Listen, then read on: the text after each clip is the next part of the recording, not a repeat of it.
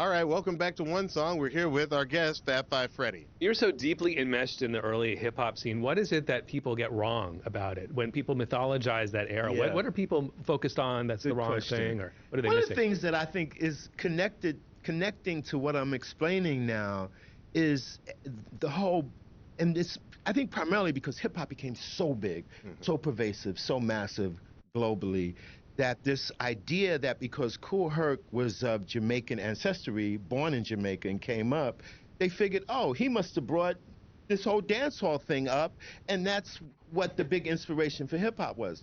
That wasn't the case. Because when Kool Herc comes up, he's like 12 or so years old. He's not trying to emulate what King Tubby and the big producers in Jamaica are doing. I spent a lot of time in Jamaica. I directed most of Shabba Ranks' videos, and I loved the Jamaican scene and sound. I talk about it in my book. When it first popped off, when the U-Roy, I-Roy, Big Youth, I was into all that stuff.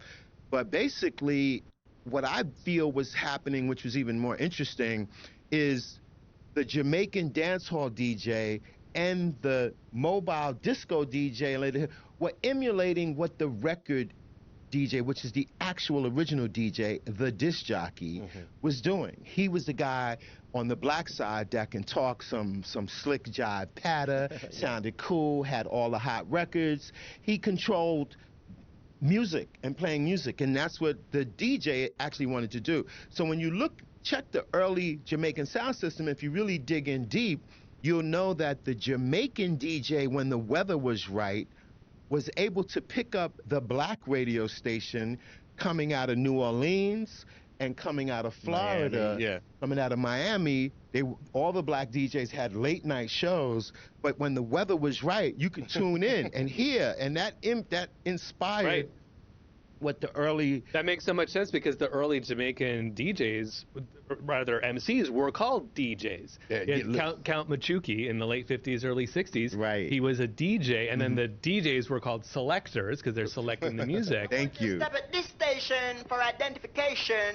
I'm going to turn you over to your sound dimension, your music producer.